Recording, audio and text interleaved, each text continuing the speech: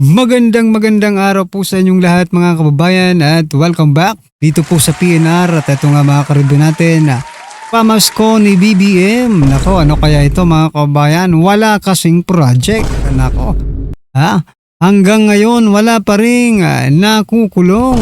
Nako po mga karibyo natin, patungkol po riyan ang ating aalamin.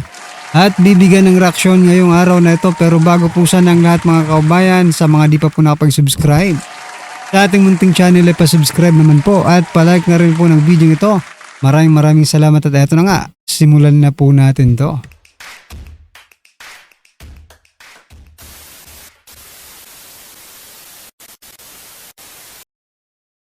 So yan mga kababayan, simulan po natin ang ating balitaan dito po sa balita ng Ang Balita Ngayon. Sabi po kasi dito, no, Marcos Jr. nag-alok ng pautang sa mga SSS members. Maagang pamasko para sa mga SSS members. Okay, akala ko kasi bibigyan ng pamasko, ayun pala ay pauutangin mga kababayan. Sabi niya po dito, maganda po ito. Kasi imbis na pupunta po kayo sa 5, 6 at mapasubo sa malalim na utang, ay meron na kayong magagamit at ang babayaran lang ay 7% lamang. Ayan. Ang tanong, kanino po bang pera ang pinauutang na yan, di ba? Biruin mo, members, di ba? Ang sabi, SSS members, inalukan ng utang ni pautang ni President Bongbong Marcos Jr. Ibig sabihin, yung mga hinuhulog nyo simula ng mag-umpisa kayong magtrabaho, no? Yun din po ang ipapautang sa inyo. So, ginigisa po kayo sa sarili nyong mga mantika, no? Kasi ngayong Pasko Pasko pa naman, akala ko kasi bibigyan po ng pamasko yung mga miyembro ng SSS. Ayun pala, ay aalukin lang pala ng pautang na 7% po ang tubo. Diba? Sabi po dito ng ating mga kababayan, ako, noon pa nagpapautang ang SSS sa mga members even before, before you, po mga karibin natin, totoo naman Kala niya pera niya yung SSS na ipapautang. Natural, ipapautang nyo yan kasi pera ng taong bayan yan. Ginawa ng mga negosyo, ginawa na nga negosyo ng gobyerno yan Oo nga no mga kababayan. Para marami na naman silang makuha. Ayun, pautangin kayo, no? Ako, hindi naman ako naghuhulog ng SS, mga kabayan. So, kayo po na mga naghulog, mga miyembro, no? Pauutangin kayo. Okay? Tapos, yun na, ginagawa na kayong negosyo. Diba? Ito pa. Sabi po dito, pag may previous salary loan kayo, ibabawas din yung kulang nyo sa emergency loan na i-approve ng SS. Ganun din, parang baliwala yung emergency loan. Binawasan din, pati tubo, awas agad. Ang galing, di ba? Ganyan po ang ating gobyerno, di ba? Kasi wala nga silang project, kailangan po nila ng source of income, kumbaga, no? Kailangan po nila ng source of income para makurakot. Kaya kailangan yung umutang na po kayo, okay? Anyway, ano po ang inyong masasabi dyan mga kababayan? Samantala, eto naman, sabi naman po dito ni Representative Kiko Barsaga, di ka na talaga magtataka kung bakit bagsak ang ating ekonomiya. Magpapasko na, wala pa ring nakukulong. Totoo. Diba? Ito ang naging reaksyon ni Cavite 4th District Representative Barsaga kaugnay ng usad sa mga investigasyon ng umano'y korupsyon sa gobyerno. Partikular ang mga proyektong may kinalaman sa flood control. Ayon kay Representative Kiko Barsaga, hindi na dapat ikagulat ang paghina ng ekonomiya kung patuloy na walang mapapanagot sa malaking kaso ng katiwalian kahit papalapit na ang Pasko. Kasi connected yan mga kabayan, no? Yung investor confidence, no? Hanggat hindi po nasusolve yung problema natin sa corruption, yung investor confidence mga kababayan, pababa ng pababa yan, no? Kaya nga yung mga foreign direct investment, nagsipulasan na sa Pilipinas, no? Ayaw man nating aminin, pero yun po talaga ang totoo. Wala na pong nag-i-invest sa Pilipinas dahil po sa malawakang korupsyon sa ating bansa. Kasi wala rin naman pong matalinong investor na mag-i-invest sa Pilipinas gayong may kinaharap itong mga korupsyon, no? Which involves large amount of money, di ba? Kaya kung ako ang investor din, no? Nako, sa ibang bansa ko na lang i-invest doon po sa mga matitinong bansa. Huwag muna sa Pilipinas kasi for example ngayon, di ba? Kung yun ngang pinagpaguran, di ba? Ng taong bayan, ng sambayanang Pilipino, ay kinukurap nila. Yun pa kaya mag-i-invest lang, di ba? Hindi Pilipino. Talagang mananakaw yan. At mawawalan po ng investor confidence. Alright?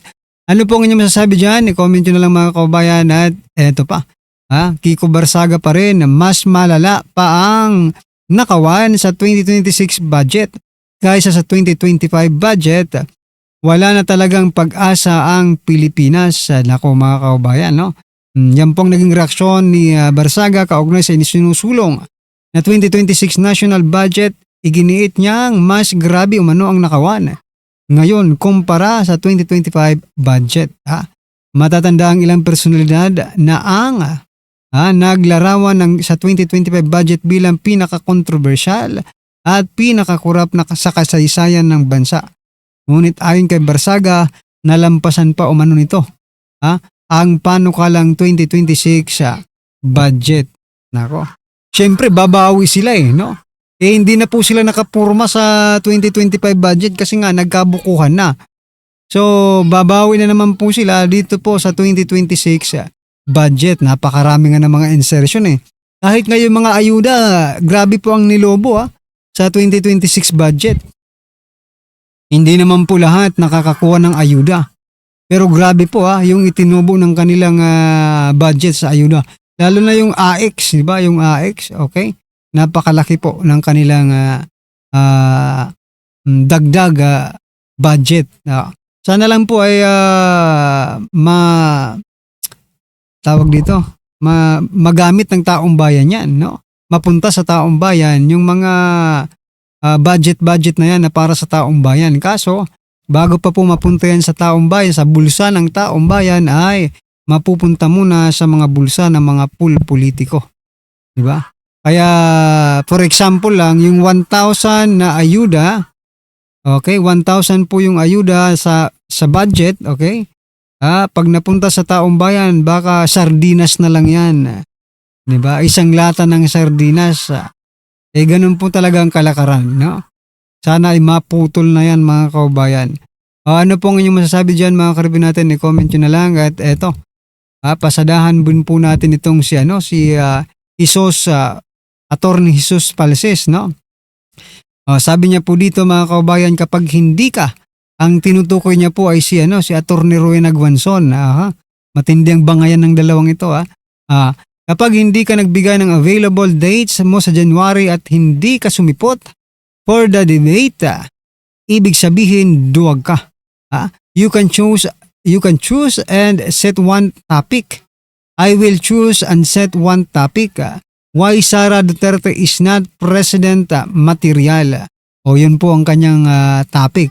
Bakit daw si Vice President Sara Duterte is not president material? Kumbaga, hindi presidentiable mga kaubayan. So, ayan. Gusto niya, hinahamon niya po, no? Hinahamon niya po ng debate itong si Attorney Rowena Guanzon ng face-to-face. Televised on Billionaire News Channel. Abangan po natin itong debating ito, attorney sa attorney. Kaso nga lang, yung isang attorney Bopols. Sino bang gusto mong maging presidente?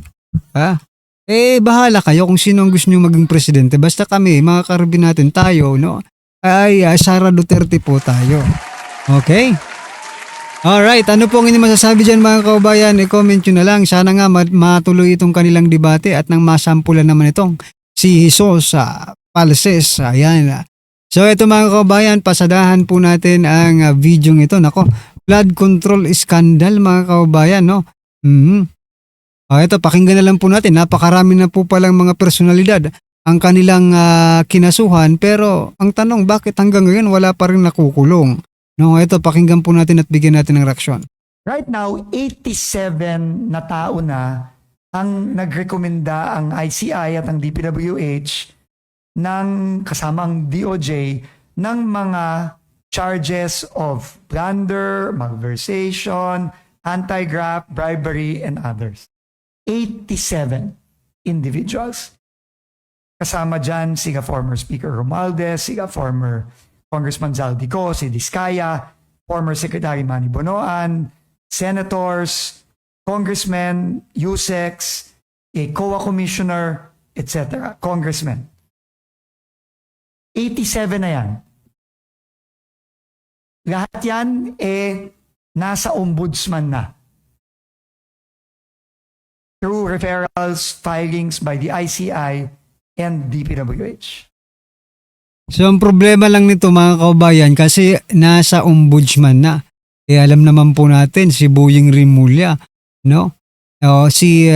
Malamang si ano lang dito tuluyan nila, no? Si Saldi ko lang ang tuluyan nila. Yung sinasabing former Speaker Martin Romualdez, hindi natin masiguro kung talaga bang tutuluyan yan ni Rimulya. Di ba? Pinsan po yan ng Pangulo. At kung kasama dyan din naman po si Sandro Marcos ay malabo, no? Malabo pong maging patas itong si Rimulya. Ayun lang ang problema natin kasi nakapag-prepare po sila. Kaya naman pala, kahit mukhang disqualified si Rimulya dyan po sa ombudsman, no? May kaso yan sa ombudsman trinabaho lang nila. Kaya naman pala puspusan ng kanilang pagtatrabaho na maipasok si Rimulya.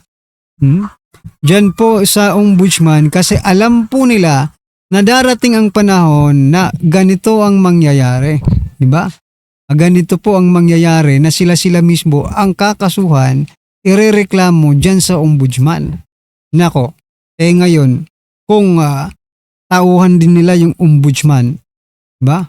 Or sila ang tauhan ng ombudsman, sa palagay niyo po ba kakagatin sila nito? Diba? Malabo mga kaubayan. Well anyway, ano po ang inyong opinion mga karibin natin? I-comment nyo na lang. Maraming salamat po.